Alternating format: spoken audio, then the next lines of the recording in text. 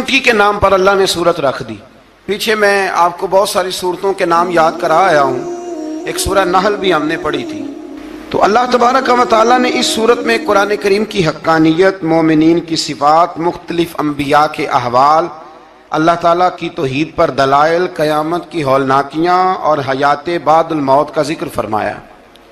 اس سورت کی ابتدائی آیات میں ایک بار پھر حضرت موسیٰ علیہ السلام کے احوال اور معجزات کا بیان ہے. آیت نمبر 16 سے سلیمان علیہ السلام کا ذکر ہے. وہ داؤد علیہ السلام کے وارث تھے، بیٹے تھے، اور انہیں پرندوں کی بولیاں سکھائی گئیں. جنات اور انسانوں کے لشکر کا ایک فوجی ڈسپلن کے ساتھ ان کے پاس حاضر رہتے تھے.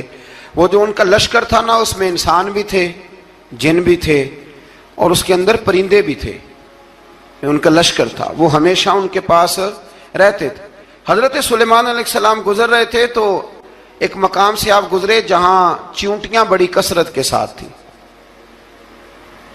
تو ایک چیونٹی جو ان چیونٹیوں کی سردار تھی، ان چیونٹیوں کی بڑی تھی، اور مفسرین کرام نے یہ بھی لکھا ہے کہ وہ تھی بھی ایک آنکھ اس کی کوئی نہیں تھی، ایک ٹانگ اس کی کوئی نہیں تھی، لیکن اس حال میں بھی وہ چیونٹی جو تھی وہ چیونٹیوں کی قیادت کر رہی تھی. تو حضرت سیدنا سلیمان علیہ السلام کا لشکر جب وہاں سے گزرا تو وہ کہنے لگی یا ایھا النمل ادخلوا مساکنکم، کہنے لگی چیونٹیوں اپنے بلوں میں گھس جاؤ.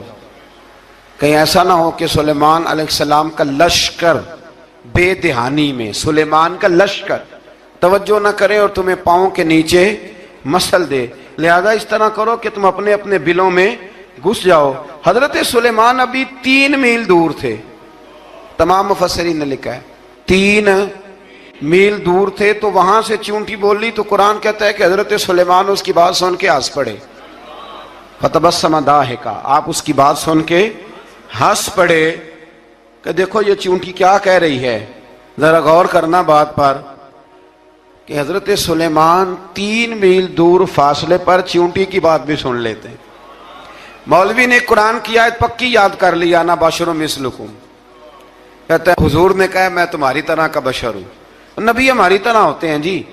تو وہ تو 3 میل دور چیونٹی کی آواز سن لیتے تھے. اس کے کان میں چیونٹی رکھو بلا، اسے کہو کہ بتا بلا کیا کہتی ہے. کچھ بتائے گا پھر دوڑ لگا دے گا شاید. کان میں رکھو اس کو، کہو بتا چیونٹی کیا کہتی. اور اگر یہ لفظ نہ ہوتے قرآن کے کہ جب انہوں نے سنا تو ہنس پڑے، یہ جملے نہ ہوتے تو شاید اس کو بھی نہ مانتے. لیکن حضرت سلیمان نے سنی چیونٹی کی بات. اور اب اگلی بات کہنے لگا ہوں. بڑے خوبصورت لفظ لکھے ہیں مفسرین نے. فرماتے ہیں دیکھو ایک چیونٹی نے ایک جملہ بول کے اپنے قبیلے کی خیر خواہی کی تو رب نے اس کا جملہ بھی قرآن میں بیان فرما دیا. تو جو ساری زندگی لوگوں کو جملے بول بول کے کہے رب رسول کی طرف آ جاؤ، تو اللہ قیامت میں اس کی بات کو قائم نہیں فرمائے گا.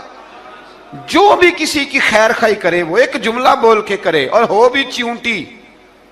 تو اگر اللہ اس کا ذکر قرآن میں باقی رکھتا ہے تو میں اور آپ اگر کسی کی خیر خواہی کریں گے تو انشاءاللہ ذکر باقی رہے گا. شرط یہ ہے کہ کریں خیر خواہی کرو کسی کی، ایک جملہ بول کے بھی کرو. چیونٹی بھی ہو تو اللہ قرآن میں ذکر باقی فرما دیتا ہے. تو اللہ تبارک و تعالیٰ نے اس بات کا ذکر قرآن مجید میں فرمایا. اس پر کئی کچھ لکھا ہے. اسی طرح سے ایک بات اور لکھی ہے ہمارے مفسرین نے کہ حضرت سلیمان ایک دن اسی طرح نکلے. قحط پڑ گیا تھا، بارش نہیں ہوتی تھی. تو حضرت سلیمان باہر میدان میں نکلے دعا کرنے کے لیے، خشک سالی تھی. تو جب آپ گئے تو ایک چیونٹی اپنے پر پھیلا کے دعا مانگ رہی تھی. تو رب کریم نے فرمایا سلیمان آپ واپس چلے جائیں، بارش آ جائے گی پر آئے گی چیونٹی کی دعا پہ. تو حضرت سلیمان نے عرض کی مولا میں بھی تو اتنا لشکر لے کے آیا ہوں نا، تو چلو ہمیں بھی دعا کر لینے دے. تو چیونٹی کی دعا پہ برسا دینا پر دعا کر لینے دے. فرمایا نہیں آپ واپس جائیں، دعا نہ مانگے. یا اللہ کیوں؟ فرمایا چیونٹی کا دل ٹوٹ جائے گا، وہ تو کہے گی کہ یہ سلیمان کی لشکر دعا پہ پھر بارش آئی ہے. تو آپ نہ کریں تاکہ اس کے دل میں یہ بات رہے کہ نہیں میرے رب نے میری دعا پہ بارش فرمائی. آپ جائیں، آج بارش آئے گی پر آئے گی چیونٹی کی دعا پہ. تو جو چیونٹی بارش کی دعا کرے قوم کے لیے، اللہ اگر اس کا ذکر قائم رکھتا ہے تو جو اپنی قوم کے لیے ہدایت کی دعا کرے اور کبھی کبھی گردن جھکا کے دیکھا کرو کہ دل میں رسول اللہ کی امت کا درد کتنا ہے. اگر کہیں حضور کی امت کا درد ہے تو پھر انشاءاللہ ذکر قیامت تک باقی رہے گا. پھر انشاءاللہ قیامت تک آنے والی نسلیں بھی آپ کا ذکر کریں گی اگر حضور کی امت کا درد سینے میں موجود ہے. اسی طرح سے پھر حضرت سلیمان کے لشکر میں نا ایک ہدہد نامی پرندہ بھی تھا، لشکر کا کارکن تھا پرندہ. ہدہد غائب تھا تو حضرت سلیمان کہنے لگے کدھر گیا وہ ہدہد؟ نظر نہ آ جایا سخت سزا دوں گا. یہاں تو کوئی اچھی خبر لائے گا، چونکہ وہ ہدہد پرندہ جاتا تھا تو خبریں لا کے دیتا تھا، ورنہ سزا دوں گا. اتنی دیر میں ہدہد بھی آ گیا. یہ پرندے جو کارکن ہوتے ہیں بڑے سیانے ہوتے ہیں، کبھی بندہ ناراض ہو تو صحیح خبریں لے آتے ہیں. تو صحیح خبر لے کے آ گیا. آتے ہی آ کے بیٹھا تو اس نے حضرت سلیمان علیہ السلام نے کہا کہاں تھے؟ عرض کرنے لگا حضور میں ملک سبا گیا تھا، وہاں ایک عورت حکمرانی کرتی ہے، اس کا نام بلقیس ہے، بہت بڑے تخت پہ بیٹھتی ہے، 80 گز اس کا تخت لمبا ہے، 40 گز چوڑا ہے، اور شاید 80 من کے 80 ٹن اس کا وزن ہے. تو حضور وہ سورج کو پوچھتے ہیں.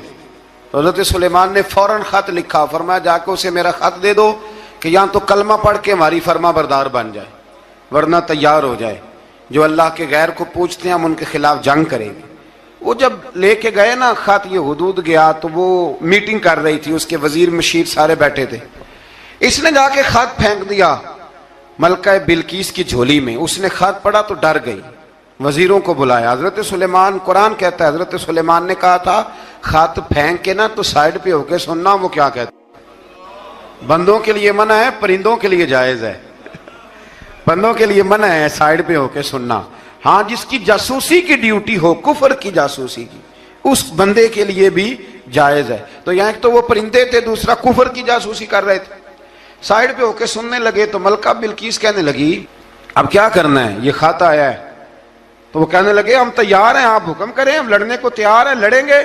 وہ کہنے لگی نہیں تیزی نہ دکھاؤ. قرآن مجید کہتا ہے کہ وہ کہنے لگی جب لڑائیاں ہوتی ہیں تو شہر تباہ ہوتے ہیں، ملک کھنڈر بن جاتے ہیں، لڑائی مسئلے کا حل نہیں ہے. انہوں نے کہا کہ میں نبی ہوں. تو ایک دفعہ آزما لیتے ہیں کہ نبی ہیں کہ نہیں، معاذ اللہ آزما لیتے ہیں. کہا کیسے؟ کہنے لگی تحفے تحائف بھیجتے ہیں، اگر مال پر دل للچا گیا تو پھر نبی نہیں بادشاہ ہے، اور اگر مال پر دل للچایا نہ تو پھر اللہ کے کامل بندے ہیں. یہ فرق اس نے اس وقت بیان کیا. اس نے 500 کنیزیں، 500 غلام، بڑے شاندار لباس پہنا کے، 500 گھوڑا بڑا تگڑا، اس کے اوپر مال و اسباب رکھ کے تیاری کرا کے حضرت سلیمان کی طرف بھیجا. ہدہد پہلے سے خبر لے کے آ گیا. حضور اس نے یہ پروگرام بنایا ہے. وہ جب آیا سارا کچھ تو حضرت سلیمان دیکھ کے جلال میں آ گئے. فرمانے لگے اسے جا کے کہہ دو تو مجھے کیا تحفے بھیجے گی، میرے رب نے مجھے مالا مال فرمایا ہوا ہے، انہیں مالا مال کیا میرے مالک نے. جا اسے جا کے کہہ تو کیا تحفے دے گی. جب رب دیتا ہے تو پھر کوئی کمی نہ وہ نہیں چھوڑتا. بندے کیا دے سکتے ہیں، بندے تو بیچارے 10 دے کے تو 10 دن ان کی آنکھیں نہیں کھلتی. فرمایا مجھے اللہ نے جو دیا ہے کیا بات ہے اس کے دینے کی. تو فرمایا اسے کہو یا فرما بردار ہو کے آ جائے یا جنگ کے لیے تیار ہو جائے، ہم اسے اس کے شہر سے ذلیل کر کے نکال دیں گے. اس نے جا کے جب پیغام دیا تو اور ان لوگوں نے بھی آ کے بتایا کہ وہاں تو ہم عجیب منظر دیکھ کے آئے ہیں کہ جانور بھی ہاتھ باندھے کھڑے ہیں، وہاں تو جنات، سرکش جنات کھڑے ہیں. وہ بادشاہ نہیں، وہ نبی ہیں. وہ جو 500 غلام اور 500 کنیزیں گئی تھی حوال سنایا آ کے. تو ملکہ بلقیس نے پھر خط لکھا کہ میں فرما بردار ہو کے آ رہی ہوں. مانا کیا ہے، میں کلمہ پڑھنے کے لیے آ رہی ہوں. تو حضرت سلیمان نے کہا بھئی اب اس طرح کرو، ذرا فرش بچھاؤ. انہوں نے فرش بچھایا اس طرح کا کہ اوپر فرش تھا، نیچے مچھلیاں تیر رہی تھیں، لگ رہا تھا دریا ہے. ڈیوٹی لگا دی، جنات نے بچھا دیا. ادھر حضرت سیدنا سلیمان فرمانے لگے اب چونکہ مان کے آ رہی ہے تو اسے اپنی نبوت کی علامتیں بھی دکھانی ہیں. اس نے تخت بڑا شاندار بنوایا تھا، اور خواتین میں جو عادتیں خواتین والی ہوتی ہیں وہ جاتی نہیں. وہ 7 کمروں میں نا پیچھے اپنا تخت رکھ کے تو 7 دروازے بند کر کے آئی. اس زمانے میں ایک رواج تھا، وہ زلیخا نے بھی 7 دروازے مکفل کے ایک رواج تھا. ایک کمرہ، پھر کمرے کے پیچھے کمرہ، پھر اس کے پیچھے کمرہ، پھر اس کے پیچھے کمرہ، اور اس کو بڑے موٹے تالے لگائے جاتے تھے، اور فلسفہ یہ تھا کہ ایک تالا توڑے گا کوئی تو جب تک سپاہی آ جائیں گے، اور اگر اس کے توڑنے تک نہ آئے تو دوسرے کے توڑنے تک آ جائیں گے، اور اس کے توڑنے تک نہ آئے تو ساتویں تک تو آئے جائیں گے۔ یہ ان لوگوں کا نفسیاتی معاملہ تھا، سوچ تھی۔ 7 کمروں میں مکفل کر کے نہ وہ نکلی تو حضرت سلیمان علیہ السلام کہنے لگے بھئی مجھے اس کا تخت چاہیے اس کے آنے سے پہلے، اس کے آنے سے۔ اس واقعے کی کیا ضرورت تھی قرآن پاک میں؟ یہ کیا حاجت تھی یہ تخت والی ساری بات قرآن نے کیوں بیان کی؟ پوچھیں آپ اپنے دل سے بھی اور انکار کرنے والے منکرین سے بھی، اس کی کیا ضرورت تھی؟ وہ جو کہتے ہیں جی ولی کی کرامت کی کیا ضرورت ہے، سیدھی سیدھی نماز پڑھو، روزہ رکھو، حج کرو، زکوٰۃ دو، تو پوچھو ان سے ایک سورت نمل کے اندر اس ساری تفصیل کی کیا ضرورت تھی؟ ختم ہو گئی جب وہ کلمہ جو پڑھ رہی ہے تو پھر اس سارے واقعے کو رب کیوں بیان فرماتا ہے؟ حضرت سیدنا سلیمان فرمانے لگے تخت چاہیے، اور چاہیے اس کے آنے سے پہلے۔ قال عفریت من الجن، جنوں میں سے ایک بہت بڑا جن بولا، کہنے لگا حضور آپ کا یہ تخت برخاست ہونے سے پہلے لے آؤں گا۔ یہ جو آپ میٹنگ کر رہے ہیں نا، یا آپ فیصلے ختم، کچھ نے لکھا صبح سے شام تک میٹنگ ہوتی ہے اور اس کو آنے میں پتہ نہیں کتنے دن لگیں گے، تو میں یہ برخاست ہونے سے پہلے، اور کچھ نے کہا جی آپ شرط کیوں لگاتے ہیں کہ صبح سے شام تک ہوتی؟ اس جن نے کہا جی آپ 10 منٹ میں فارغ ہو جائیں، آپ فارغ ہوں گے تو تخت آ جائے گا۔ مفسرین نے لکھا ہے کہ جب قرآن کہتا ہے کہ اس نے کہا کہ آپ کے فارغ ہونے سے پہلے، تو اس کا مطلب ہے کہ جب آپ اٹھیں گے، یہ جگہ خالی کر دیں گے تو تخت یہاں کیویں ہزاروں میل کا فاصلہ ہے، آ جائے گا، پر ہوائی جہاز پہ کارگو کرا کے، جی DHL کے ذریعے کیسے آئے گا؟ وہ آئے گا تو بس آئے گا۔ تو حضرت سلیمان کی تو بادشاہت تھی نا زمانے پہ، فرمانے لگے نہیں نہیں تو لیٹ ہے، تو لیٹ ہے، تو ہمیں جانتا ہی نہیں، تو سٹ تے پکھڑا کوار گندل، اسی اور بھی بوٹیاں جاننے ہاں، یہ تو لیٹ ہے، ابھی ہماری طاقت اس سے زیادہ ہے۔ بڑی کمال بات لکھی ہے لکھنے والوں نے۔ ایک مفسر نے لکھا ہے کہ ابھی حضرت سلیمان نے غلاموں سے منگوایا ہے، اپنی بات کوئی نہیں کی، یہ حال ہے ان کے غلاموں کا، تو سردار کا عالم کیا ہوگا؟ حضرت سلیمان کہنے لگے بھی جلدی جائیے۔ قال الذی عنده علم من الکتاب انا آتیک بہ قبل ان یرتد الیک طرفک، تو اٹھا ان میں سے وہ جس کے پاس کتاب میں سے علم تھا، ساری کتاب کا بھی نہیں، علم من الکتاب، کتاب، وہ اٹھے جن کے پاس کتاب میں سے علم تھا، تو وہ اٹھ کے کہنے لگے حضور میں لے آؤں گا، کب؟ آپ کے آنکھ جھپکنے سے، نہیں آنکھ جھپکنے سے، بندہ تھا جن تھا، جن کی تو بات مانی نہیں انہوں نے، کیا کہا؟ آنکھ جھپکنے سے، میں آنکھ جھپکنے سے پہلے لے آؤں گا۔ تو حضرت سلیمان کہنے لگے تو ٹھیک ہے چل لا، پھر لا، پھر آنکھ جھپکنے سے بڑے ہی نہیں، پھر غصہ نہیں آتا ان پہ، پھر غصہ نہیں آتا۔ میرے شیخ کامل، مرشد اکمل، شیخ بحر و بار، حضور غوث پاک جیلانی، حضرت غوث اعظم یوں کر کے شاگردوں کو، مریدوں کو سبق پڑھا رہے تھے، پڑھاتے پڑھاتے ہاتھ آگے کیا، اور جب ہاتھ واپس آیا تو بھیگ گیا تھا سارا۔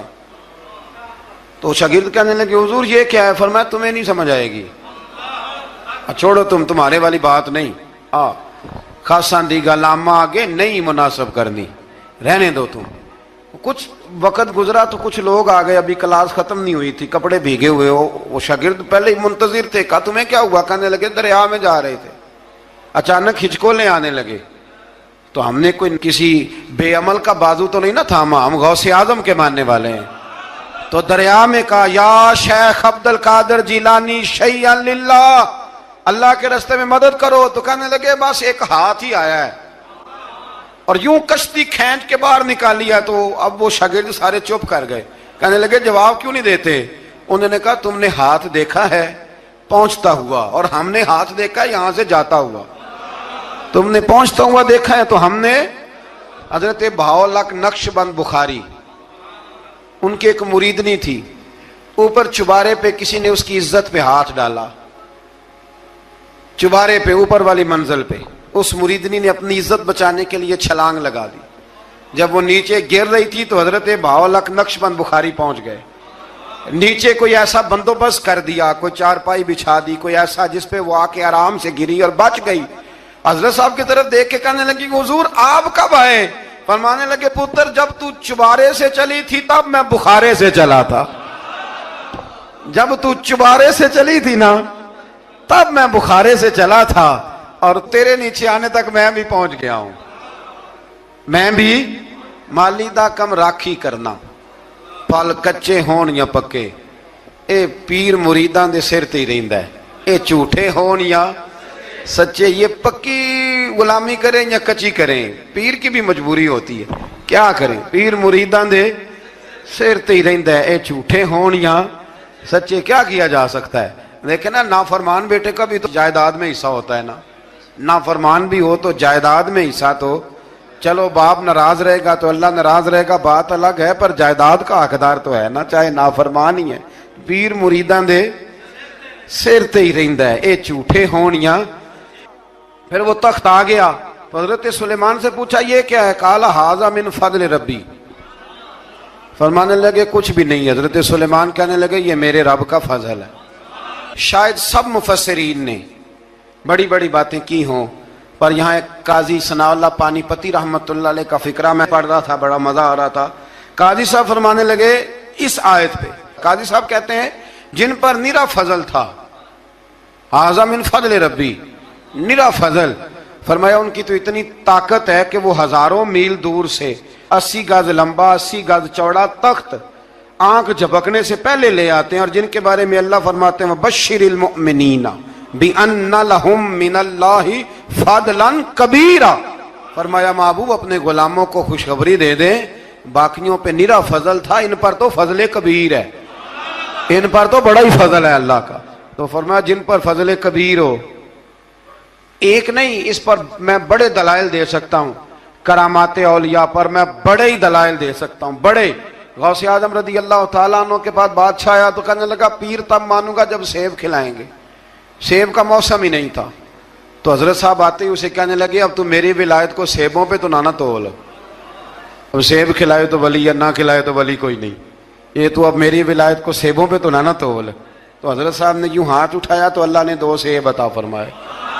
تو وہاں جملہ ہے حضور غوث اعظم کا, فرمانے لگے اگر اللہ حضرت مریم سلام اللہ جو بنی اسرائیل کی ولیہ ہیں, ولی ہے نا, وہ نبی تو نہیں نا, عورت نبی نہیں ہو سکتی. فرمایا اگر اللہ انہیں بغیر موسم کے پھل دے سکتا ہے, میں تو محمد عربی کا نوکر ہوں. فرمایا اب نہ 2 سیب آئے تھے, تو وہ کہنے لگا میرے تو دل میں 1 سیب تھا نا, تو حضور غوث اعظم نے نا 1 سیب مجھے دیا, 1 میں نے کھایا تو 1 غوث پاک کھانے لگے. کہتے ہیں میں نے منہ میں رکھا, ذرا ترش تھا, تو میرے چہرے کا وہ رنگ دیکھ کے نا, اثر دیکھ کے کہ تلخی محسوس, تو غوث اعظم کہنے لگے میرے والا کھا. تو 1 انہوں نے کاٹ کے ٹکڑا دیا, کہتے کھایا تو بڑا میٹھا تھا. تو میں نے کہا حضور آئے تو دونوں ہی غیب سے ہیں, تو آپ کے والا میٹھا ہے میرے والا کڑوا ہے. تو آپ فرمانے لگے آئے تو دونوں غیب سے تھے, پر ایک کو ذرا ظالم کے ہاتھ لگ گئے ہیں نا, اس کو تنبیہ بھی کر دی کہ ظلم سے باز آ جا, تنبیہ بھی کر دی. فرمایا ہاتھ ظالم کے لگے اس لیے ترش ہو گیا, سیانا بن. 1 نہیں 20 درجنوں. لیکن پتہ نہیں کیوں لوگ اڑ گئے, پتہ نہیں کیوں کڑ کے آ گئے کرامت اولیاء کے معاملے میں. بالکل. اور پھر کسی حدیث میں یہ نہیں آیا کہ اس زمانے میں ولی ہوں گے تو اس زمانے میں ولی نہیں ہوں گے. حضور نے فرمایا میری امت کبھی گمراہی پر جمع نہیں ہوگی. اقبال کہتے ہیں اولیاء کیا ہوتے ہیں, اولیاء کیا ہیں, جواسیس القلوب. اقبال کہتا ہے ولی کا بہت بڑا ولی تم نے دیکھنا ہو تو اسے دیکھو جو تیرے دل کا جاسوس ہے. چلو یہ مشکل بات ہے, میں نہیں چھیڑتا, لیکن جو تیرے وہ جاسوسی کرتا ہے, پر کرتا ہے تیرے دل کی, وہ تیرے دل کا جاسوس ہوتا ہے ولی. اور اس پر حضور کی حدیث ہے, فرمایا اس کی فراست قلبی سے ڈر, یہ اللہ کے نور سے دیکھتا ہے. ڈر اس کی فراست قلبی سے، اللہ توفیق عطا فرمائے۔ بارہ اس ولی کا نام تھا آصف بن برخیہ۔ آصف بن برخیہ جی حضرت سلیمان کے وزیر تھے۔ وہ آئی ملکہ بلقیس، اور جب وہ آئی نا تو اس نے دیکھا کہ یہ تو آگے سامنے حضرت سلیمان بیٹھے ہیں، اور جو رستہ ہے نا درمیان میں وہ فرش ہے کہ دریا ہے سمجھ نہیں آ رہی، تو اس نے نا اپنا یوں کر کے اوپر کپڑا اٹھانا شروع کر دیا کہ نیچے پانی ہے۔ تو حضرت سلیمان کہنے لگے چلتی آ، نیچے کچھ بھی نہیں۔ اس نے پیر رکھا، نیچے مچھلیاں بھی تیرتی جا رہی تھیں۔ حضرت سلیمان علیہ الصلوۃ والسلام، آج بھی اللہ نے توفیق دیا نا لوگوں نے اس طرح کی تعمیر۔ روٹی کیوں پکی؟ جلال آ گیا۔ یہ کہاں کی شرافت ہے بھائی؟ جب تو نے پکا بکایا نہیں کھایا تھا تب بھی تو ہی تھا، اور آج تجھے، اور پھر اس سے آگے گزرتے ہم، ذرا نمک تیز کیوں ہے ہنڈیا میں؟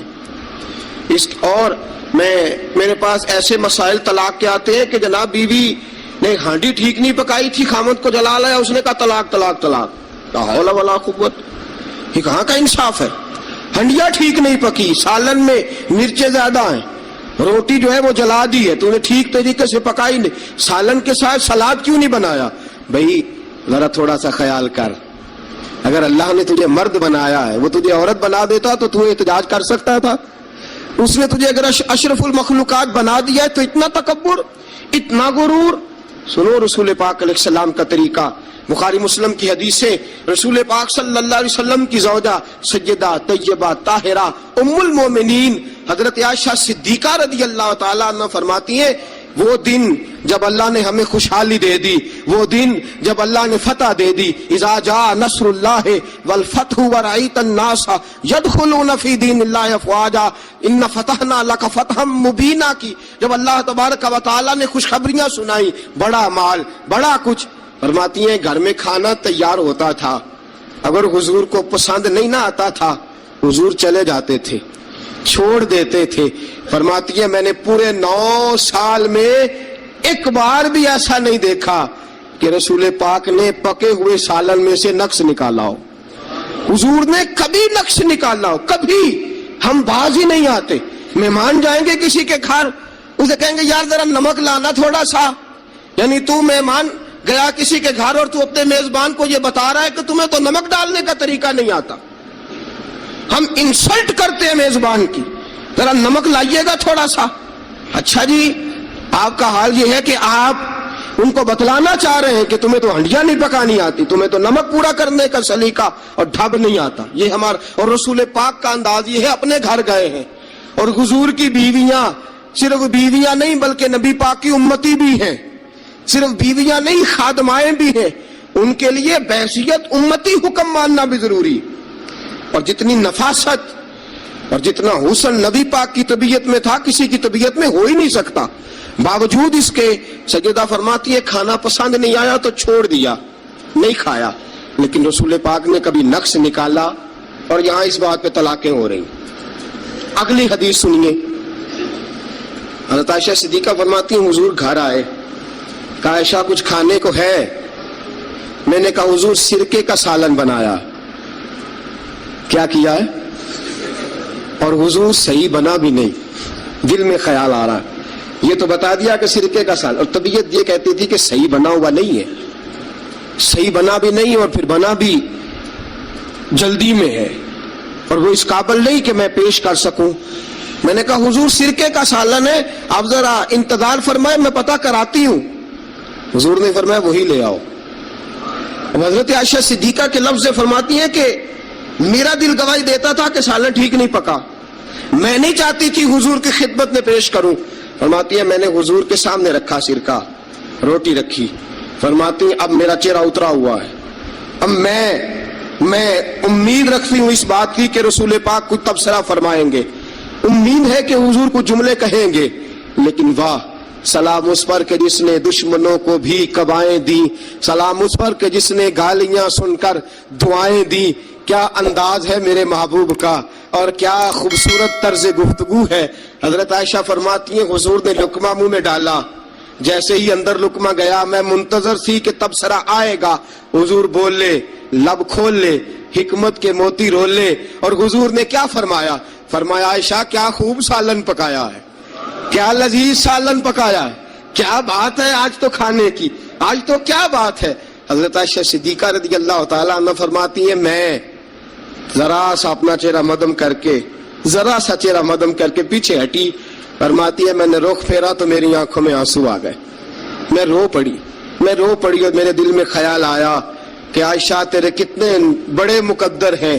خدا نے تجھے ایسا سرتاج اور ایسا شوہر دیا ہے, کائنات میں نہ پہلے کسی کو ایسا ملا ہے, نہ قیامت تک دوبارہ ایسا مل سکے گا. ایسا کوئی محبوب کہیں دیکھا نہ کہیں ہے. بیٹھا ہے چٹائی پہ مگر عرش نشیں ہے, اور ملتا نہیں کونین کو کیا کیا تیرے در سے ایک لفظ نہیں ہے جو تیرے لب پہ نہیں ہے.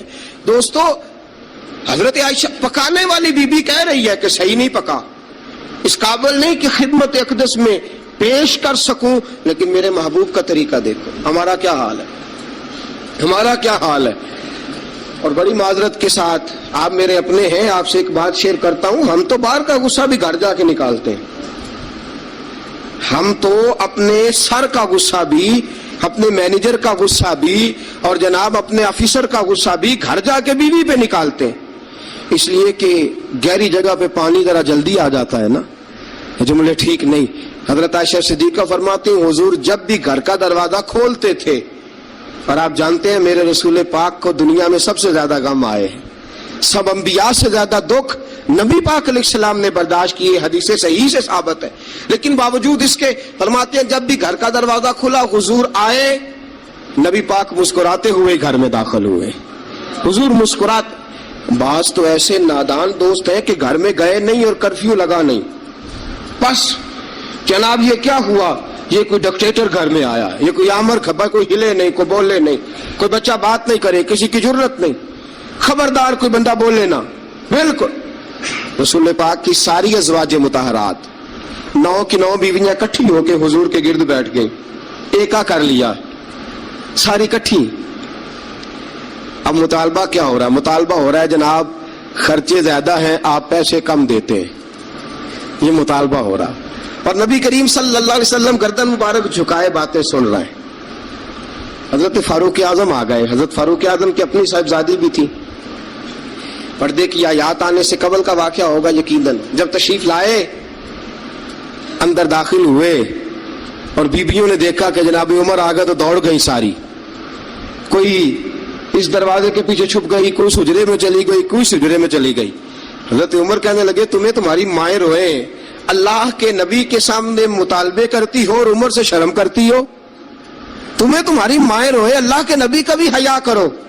حضرت حفصہ جناب فاروق اعظم رضی اللہ تعالی عنہ کی صاحبزادی ام المومنین سیدہ حفصہ رضی اللہ تعالی عنہ پردے کی اوٹ سے چہرہ نکال کے کہنے لگی آپ تو جلالی بڑے ہیں, ڈر لگا ہے. آپ کا تو درہ ہر وقت تیار رہتا ہے نا, ہم دوڑ آئی ہیں. لیکن نبی پاک کے پاس اگر گھنٹوں بھی بیٹھی رہے, وہ اتنے کریم ہیں ناز ہی اٹھاتے رہتے ہیں. حضور ناز ہی اٹھاتے چلے جاتے. نبی کریم صلی اللہ علیہ وسلم ناز اٹھاتے اس لیے ہم ناز دکھاتی ہیں. حضور ناز اٹھاتے اس لیے ہم ناز دکھاتی. حضرت عمر فاروق رضی اللہ تعالیٰ عنہ کو ان خواتین نے یہ جواب دیا, گویا حضور کی سیرت کا وہ مشترکہ پہلو جو ان 9 ازواج مطہرات کی مشترکہ روایت ہی پیش کی. انہوں نے کہا ہم سب کا متفقہ موقف یہ ہے کہ حضور بڑے کریم ہیں, نبی پاک باہر بھی مہربان ہیں, گھر کے اندر بھی بڑے مہربان ہیں, حضور بڑی محبت فرماتے, حضور بڑی مہربانی. تو میرے دوستو عورت سے درگزر کرنا, اس کے ناز اٹھانا. پھر اگلی بات یہ ہے کہ عورت کا حق زوجیت ادا کرنا فرض ہے, فرض ہے. اب چونکہ شرعی مسئلہ ہے, توجہ طلب امر ہے. حضور نے فرمایا جو مرد اس قابل ہو شادی ہی وہ کرے. حضرت عثمان بن مظعون رضی اللہ تعالیٰ عنہ کے بارے میں حضور کو پتا چلا کہ تو ساری رات نماز پڑھتا رہتا ہے, نفل پڑھتا رہتا ہے ساری رات. نبی کریم صلی اللہ علیہ وسلم نے حضرت عثمان بن مظعون رضی اللہ تعالیٰ عنہ سے فرمایا میں نے سنا ہے تو سارا دن روزہ رکھتا ہے, ساری رات نفل پڑھتا ہے. حضور ہاں رب کو راضی کرتا ہوں. فرمایا اللہ کے بندے تیرے لیے میرا اسوہ حسنہ زیادہ اہمیت کا حامل ہونا چاہیے. میں روزہ بھی رکھتا ہوں, افطار بھی کرتا ہوں, میں نماز بھی پڑھتا ہوں اور آرام بھی کرتا ہوں, میں اپنی بیوی کے پاس بھی جاتا ہوں, اس کے حقوق بھی ادا کرتا ہوں. فرمایا میں وہ سارے کام کرتا ہوں جو تجھے کرنا چاہیے. رسول پاک علیہ السلام نے فرمایا سن, تیرے ماں باپ کا بھی تجھ پہ حق ہے, تیرے وجود کا بھی تجھ پہ حق ہے, تیری آنکھ کو آرام کی ضرورت ہے اس کا بھی تجھ پہ حق ہے.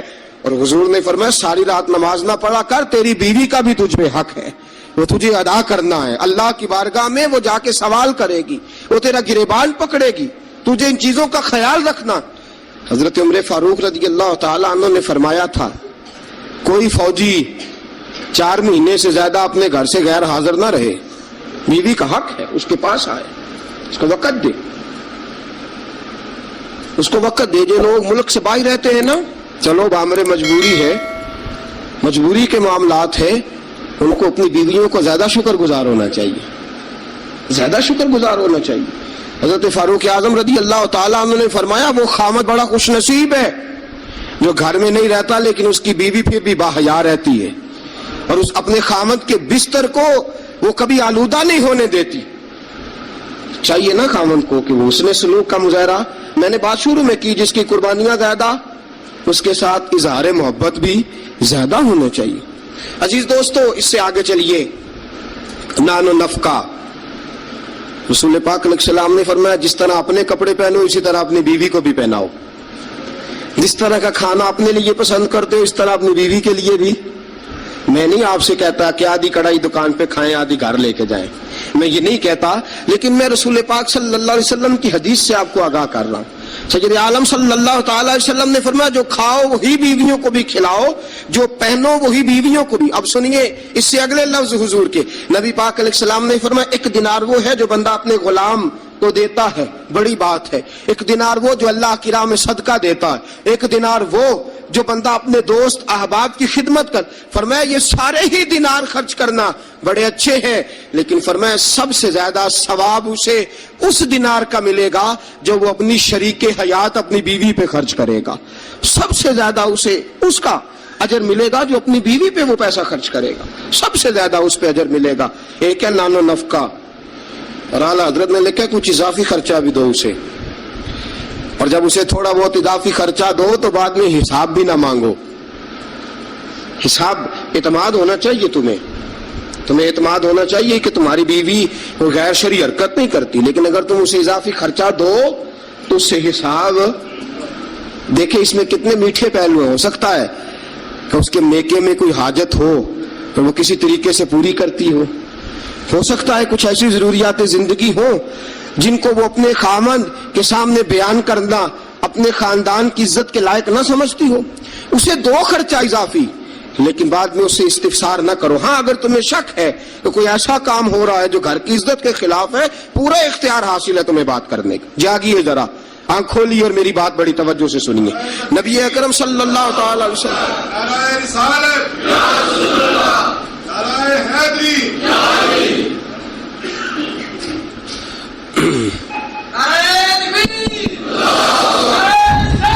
اچھا نبی کریم صلی اللہ تعالی علیہ وسلم نے فرمایا اس پر مال خرچ کرو. اور ایک اور شرعی مسئلہ آپ کو بتا دوں, خاوند ہو کنجوس,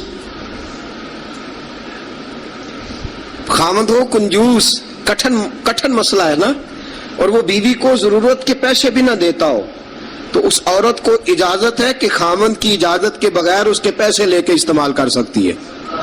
شریعت نے اجازت دی ہے نا اسے.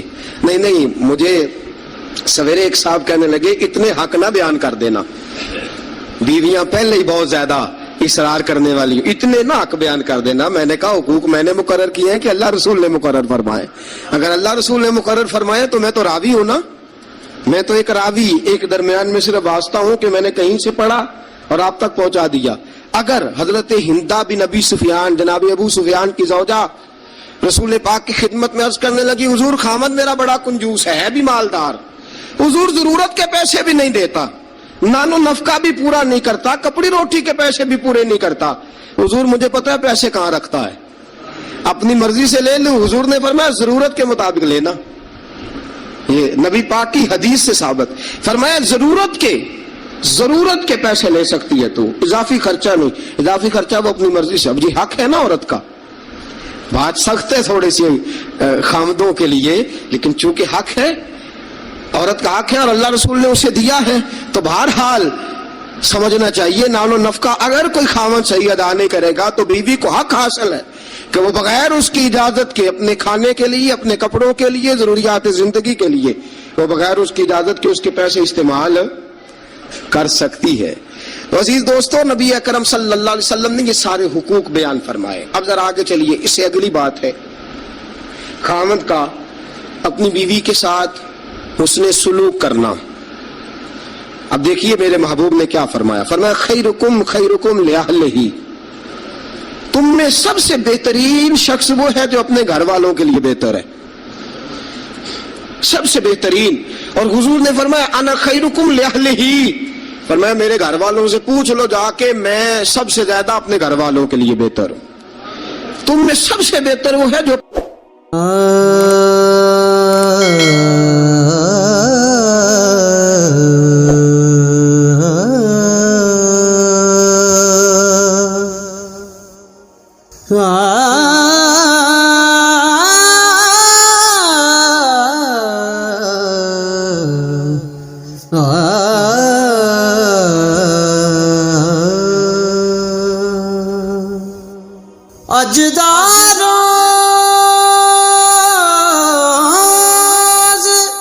اپنی بیوی بچوں کے لیے بہتر ہے، گھر والوں کے لیے اس کا سلوک اپنی بیوی بچوں کے لیے اچھا ہے۔ میں نے وہ ساری باتیں شروع میں عرض کر دی، تادیباً عورت کو ہلکی پھلکی سزا دینے کی اجازت دی، لیکن ساتھ ساتھ جو حقوق متعین فرمائے، حسن اخلاق کا جو مظاہرہ فرمایا، میٹھی بات کرنے کا حکم دیا، عورت کے ساتھ نرم لب و لہجہ اختیار کرنے کا حکم ارشاد فرمایا، فرمایا وہ سارا کچھ چھوڑ چھاڑ کے آئی۔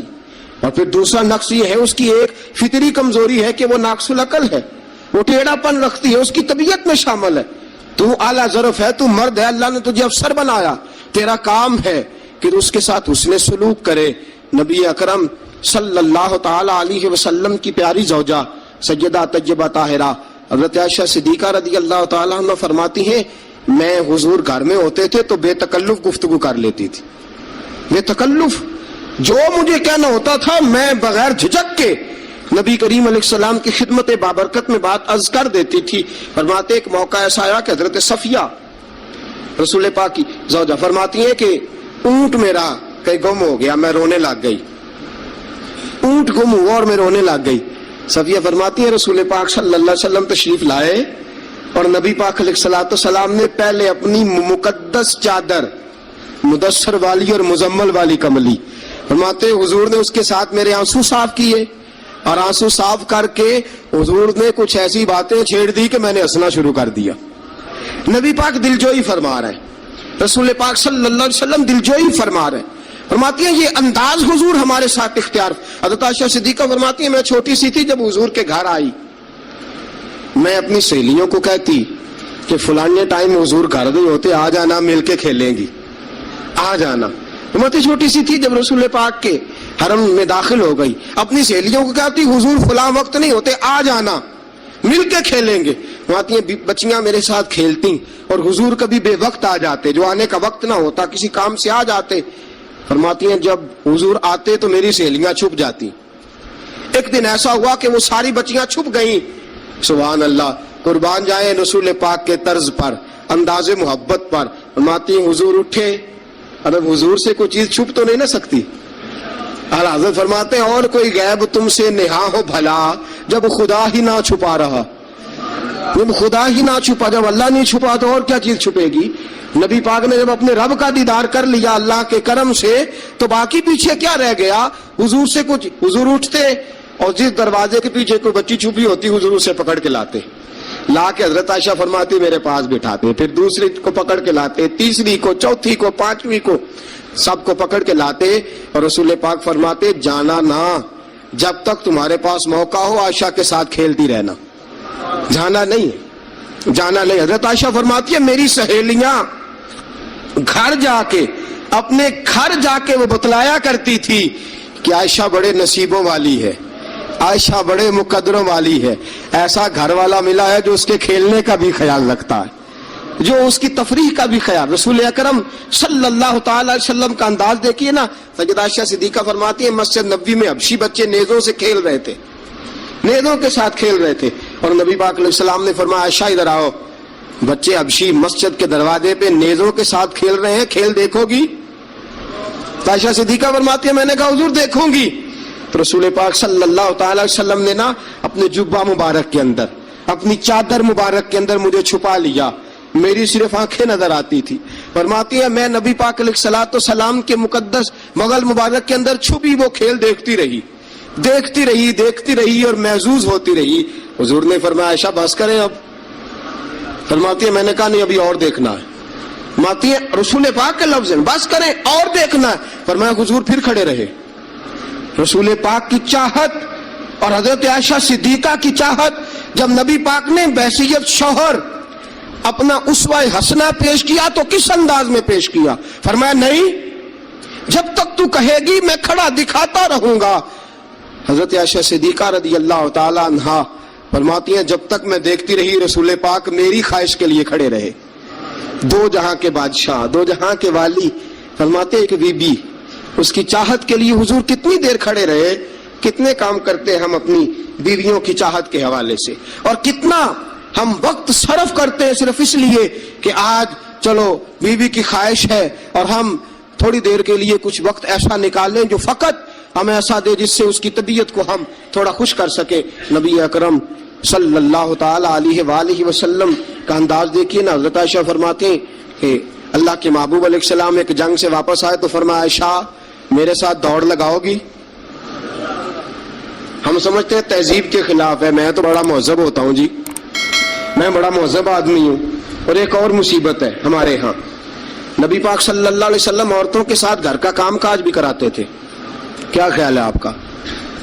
औरतों के साथ घर का काम काज भी क्या ख्याल है आपका? वैसे ये सुन्नत है ना नबी पाक सल्लल्लाहु अलैहि वसल्लम। आपको जितना मर्जी को ताना दे ये बीवी का मुरीद हो गया है, जोरू का गुलाम हो गया है, आप कह सकते हैं मैं मुस्तफा की सुन्नत अदा कर रहा हूं, मैं नबी पाक सल्लल्लाहु अलैहि वसल्लम की। और नौजवान फख्र करते हैं बाहर निकल के, मैंने नहीं कभी बोलने दिया उसे। भाई ये आला इखलाक की बात नहीं है जो तू सुना रहा है, ये आला इखलाक वाली बात नहीं कि तू बाहर बैठ के कहे जी भाई उसकी जरूरत है मेरे सामने बोल जाए, ये आला इखलाक की बात नहीं है। ये आला, ये कोई जरूरत वाला मामला है, औरत पे जरूरत दिखाना भी कोई कमाल है। रसूल अकरम सल्लल्लाहु ताला अलैहि वसल्लम ने फरमाया आयशा दौड़ लगाओगी? हज़रत आयशा सिद्दीका फरमाती हैं कि मैं जवान थी, मेरा वजूद उस वक्त पतला था, मैंने कहा हुजूर लगा लें दौड़। हुजूर से ज्यादा कोई मुहज़्ज़ब नहीं, नबी पाक से ज्यादा कोई तहजीब का अलमबरदार, नबी पाक से ज्यादा कोई बावकार नहीं। लेकिन मेरे दोस्तों ये अंदाज हुजूर ने क्यों इख्तियार फरमाया? तेरी और मेरी तरबियत के लिए इख्तियार फरमाया, तुझे और मुझे दर्स देने के लिए इख्तियार फरमाया। और नबी पाक से ज्यादा मसरूफ भी कोई नहीं। अगर कोई ये दावा करे कि बड़ा मसरूफ होता हूं, मैं कैसे वक्त निकालूं अपनी बीवी के लिए? रसूल पाक की जिंदगी बड़ी मसरूफ जिंदगी है, बड़ी मानाखेज जिंदगी, एक एक लम्हा मेरे महबूब का मसरूफ है। लेकिन आप अंदाज क्या इख्तियार फरमाते? मैं आयशा चलो दौड़ो। हजरत आयशा सिद्दीका फरमाती हैं दौड़ लगाई और मैं जीत भी गई, दौड़ लगाई भी, हुजूर पीछे रह गए, मैं आगे निकल गई। फरमाती है रसूल पाक ने मुझे खजूरें भी अता फरमाई, नबी पाक ने मुझे पानी भी पिलाया, दौड़ के दौड़ती दौड़ती थक गई। फरमाती है फिर एक मौका आया, हुजूर ने फरमाया आयशा आज फिर दौड़ लगा लो। फरमाती है मेरा वजूद थोड़ा मोटा हो गया था, थोड़ा सा वजूद मेरा भारी हो गया था। रसूल पाक ने फरमाया लगाओ दौड़। आयशा सिद्दीका फरमाती है दौड़ लगाई तो हुजूर जीत गए, रसूल पाक जीत गए, मैं पीछे रह गई। हुजूर ने फरमाया आयशा ये पिछली दफा का बदला हो गया है, मैंने आज तुम्हें कहा ही इसलिए था कि मुझे पता था आज हार जाओगी। अब वो वाली चुस्ती और वो वाली फुर्ती तुमने नहीं रही, अब तुम हार जाओगी, ये मैंने बदला लिया है। हज़रत आयशा सिद्दीका फरमाती हैं जब सैयदा आयशा ये अंदाज, ये हदीसें बयान किया करती थी तो रोया करती थी, आंखों में आंसू होते थे। फरमाते हैं एक मैं उस दिन बड़ा रोई हुजूर की मोहब्बत पे। एक बूढ़ी औरत हमारे घर आई, बूढ़ी औरत, फरमाती है कि उसके हाथ के अंदर लाठी थी, लाठी टेकती हुई आई, और जब उसने बाहर से आवाज दी, फरमाती है रसूल पाक झट से चारपाई पे बैठ गए। मेरे रसूल पाक ने बड़ी जल्दी से कपड़ा ठीक किया, हुजूर जल्दी से उठे, उस बूढ़ी का इस्तकबाल किया, उसे बिठाया, उसे खिलाया, पिलाया, खिदमत की। हुजूर उसके सामने बैठे रहे, पुरानी बातें नबी पाक करते रहे, बताइए फलां का फिर क्या हाल है, वो फलां मौके पे फिर क्या बना था, फिर क्या हुआ था। सैयदा तैयबा ताहिरा आयशा सिद्दीका फरमाते हैं मुझे समझ ना आई माजरा क्या है, मामला क्या है, ये बीबी कौन है, हुजूर ने क्या किस किस्म का तज़किरा छेड़ दिया है। सैयदा आयशा फरमाती हैं बीबी चली गई, मैंने समझा बड़ी कोई मुअज़्ज़ज़ औरत है। हुजूर ने इतना इकराम किया, इतना एहतराम किया, इतनी खिदमत की, जाते दफा खजूरें तोहफे में अता फरमाई, बड़ी कोई मुअज़्ज़ज़ बावकार पता नहीं कौन आली मर्तबत औरत है। हजरत आयशा सिद्दीका फरमाती हैं हुजूर ने जब उस औरत का तारुफ कराया, फरमाती है मेरे दिल से दुआ निकली आप वाकई अल्लाह के सच्चे रसूल हैं। वो बीबी कौन है? रसूल पाक अलैहिस्सलाम जब वो बीबी गई, हजरत आयशा सिद्दीका फरमाती है रसूल पाक की आंखों में आंसू आ गए। मैंने कहा हुजूर बीबी कौन है? हुजूर रो पड़े। नबी पाक थोड़ी देर के बाद आंसू पूछ के कहने लगे आयशा ये खतीजा तुल कुबरा की सहेली है, ये खतीजा की सहेली है। हम मक्के में जब रहा करते थे जो हमारे पड़ोस में रहा करती थी, ये खतीजा के पास आके बैठा करती थी, ये खतीजा के पास आके दुखड़े बयान किया करती थी, ये खतीजा के साथ वक्त गुजारती थी। हमने बड़े दुख इकट्ठे देखे हैं, हमने बड़ा करब का जमाना इकट्ठे गुजारा है। अब काफी अरसे के बाद ये भी मदीने मुंतकिल हुई, मुझे खबरें मिल रही थी। आज जब आई है तो मुझे वो खतीजा की वफाओं वाला दौर फिर से याद आया है, वो खतीजा की मोहब्बतें फिर से याद आई है, वो खतीजातुल कुबरा ने जो मेरे साथ कठिन वक्त गुजारा था, वो जो दुखों की वादियां मैंने और खतीजा ने कत्थे सर की थी, वो शेब अबी तालब के दिन जो मैंने और खतीजा ने भूख में काटे थे, वो ओजड़ियां मेरे सर पे जो काफर रखते थे, और खतीजा मोहब्बत और प्यार के साथ कहती थी सोनिया गम न करना, अल्लाह बड़ी इज्जतें अता फरमाएगा। फरमाया मुझे वो सारे दुख और वो सारी परेशानियां